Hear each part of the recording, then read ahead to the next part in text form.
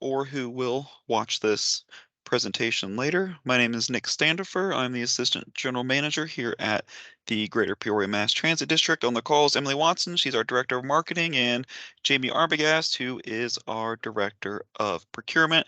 This is the Greater Peoria Mass Transit District annual DBE event that we conduct every year. So, who is eligible to be a firm and work with the district? So applicant firms must be found eligible to be certified as a DBE under the federal regulations contained in 49 CFR Part 26. The firm must be controlled and managed on a daily basis by disadvantaged owners. In this slide, there's a link that you can click on. Just control and click to take you to the IDOT website, and that's how you can submit an application to become a DBE contractor slash business. The DBE goals from the district. So each project is supported by each project controlled or supported by state funds are assigned a unique DBE goal provided by IDOT's DBE EEO Labor Compliance Manager. The district has developed a 9% overall DBE goal for the upcoming fiscal year projects in 2024. I know it says 2021, 2023, but 2024 for projects supported by federal funds.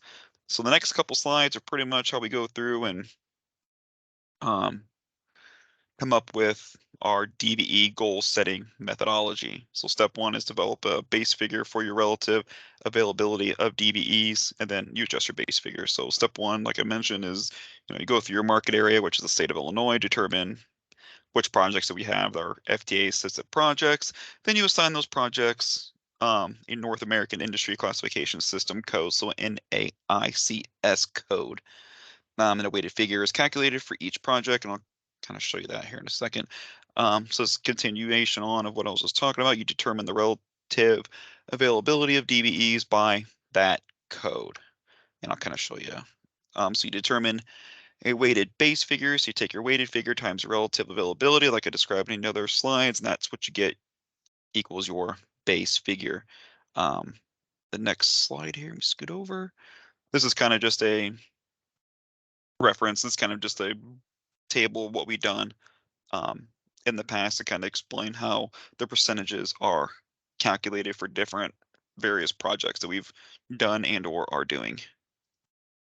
Then step two is if you adjust your base figure. So you examine all the evidence available in our jurisdiction to determine an adjustment to the base figure is needed. If the evidence does not suggest an adjustment is not necessary, then the adjustment is not required. This is just kind of a recap. So the tip, the Greater Peoria Mass Transit District is required to develop a transportation improvement program, which is basically a list of upcoming transit projects covering a period of at least 4 years. The tip should include capital projects, non-capital surface transportation projects such as bicycle, pedestrian facilities, and or other transportation enhancement. Other things like federal land, highway projects, safety projects are included in the state's strategic highway safety plan. This slide is the same slide as the last one, but there is a link down there that'll take you to the Regional Tri-County Planning Commission's website where you can actually find our tip of all of our projects that we have done and all the projects that we're going to do. So projects that we're going to do in fiscal year 2024, which starts July 1 of this calendar year.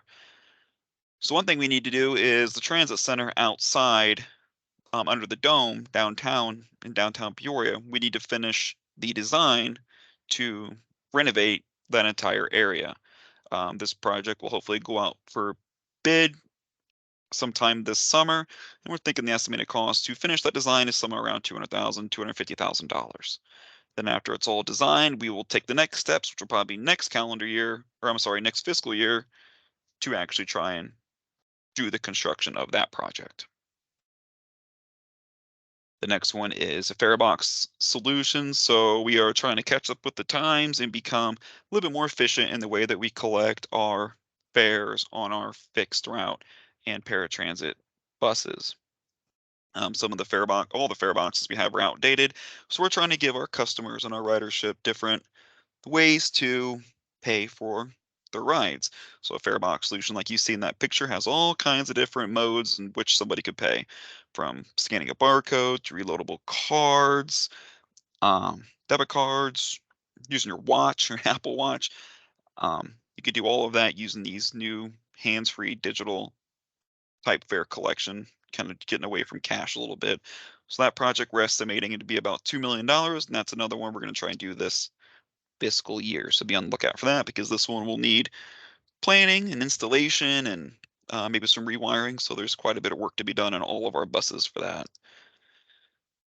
Office furniture, as mentioned last year and probably the year before when we did this, we're in the middle of a massive construction project here at the 2105 Northeast Jefferson location in Peoria, in which we are building a new maintenance bay, maintenance level, operations, and administration building.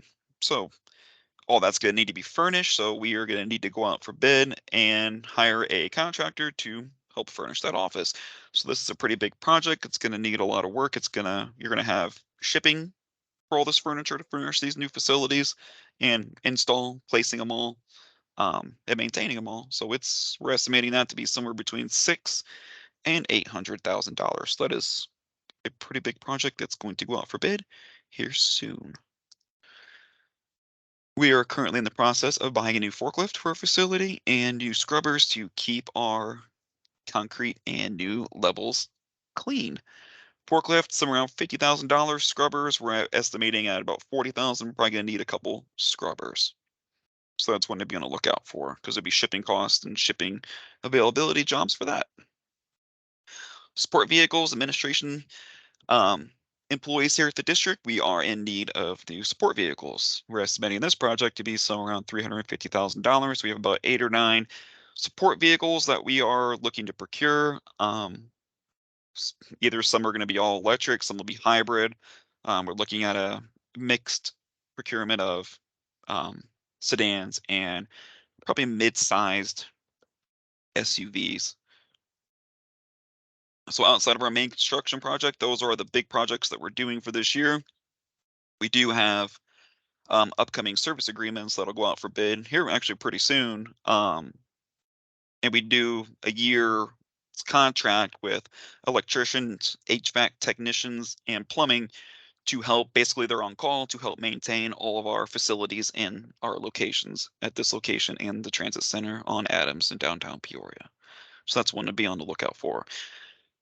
These are just potential maybe projects that we could potentially do. The reason why they weren't listed is because we don't have funding for them yet. So we're thinking about doing some kind of scooter or bike share program to where we would supply, electric scooters and bikes to the Peoria area. We're still waiting on funding and partnership for that. Microtransit service, it's another one to where it's basically like an on-demand Uber type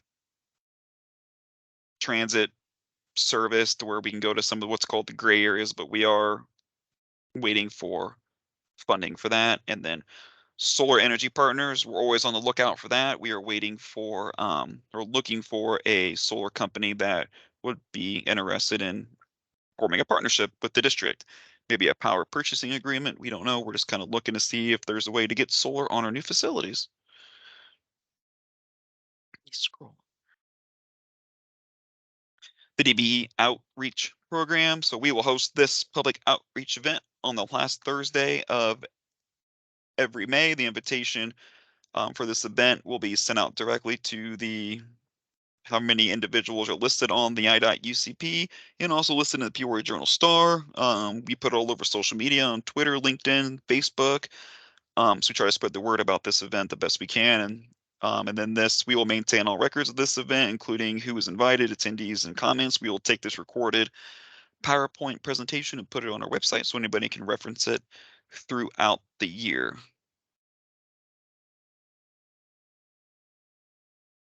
We have someone joining right now.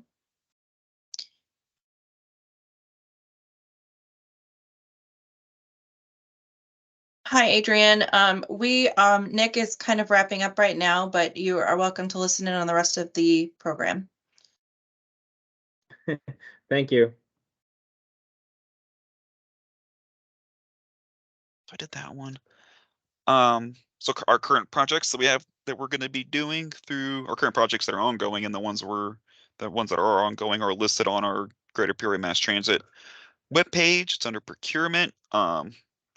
We always list our projects in the Peoria Journal Star when they're going out for bid. All prime contractors are encouraged to subcontract with DBEs and other small businesses. The Greater Peoria Mass Transit District requires all awarded contractors to submit a DBE unavailable certification to ensure they are making a good faith effort to obtain DBEs. Oh, got another one.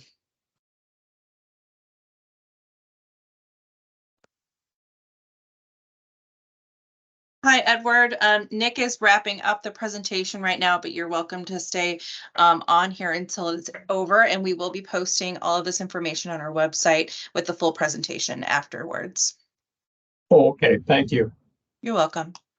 So kind of just wrap this up, all projects with potential DBE opportunities will be reviewed by project type. The interested DBEs will be notified of the opportunity. Prime contractors will have the opportunity to bid on the project, and subs, if they are interested in bidding as subcontractor, the district will post a list of interested DBEs on its website in order to ensure that a good faith effort has been made. There's also a DBE registration form that we have created in probably the last year that is also on the Greater Peoria Mass Transit District's website. It's a form you can go through and you can register. That way we keep a record of it. So whenever we have projects that are out for bid, you can be put on the email invitation to, be notified that that project is going to occur.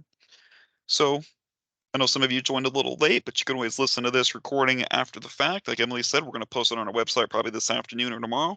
But if you have any questions, just shoot me an email and I'll respond to you as quickly as I can.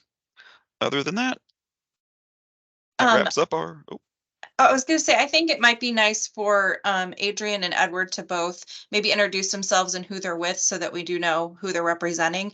So Adrian, if you'd like to go first, and then Edward, you can go ahead and let us know about yourself.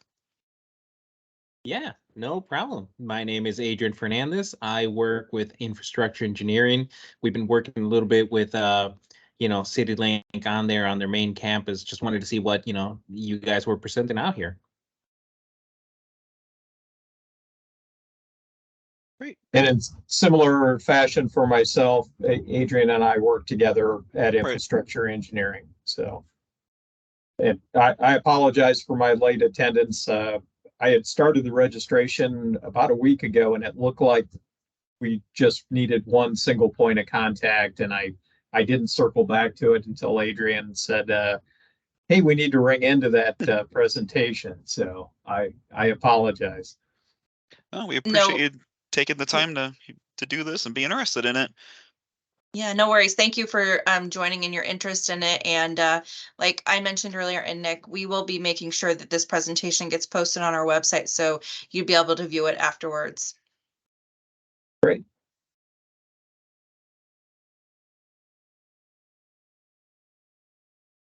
If you don't have anything else, Jamie or Emily, I think I'm good. We can just go ahead and stop recording, and that concludes our yearly DBE presentation, our annual meeting that we do every May, and look forward to the upcoming fiscal year season of projects. Same here. Thanks, Nick. Not a problem. Thanks a lot for joining. Okay, take care, everybody. You too.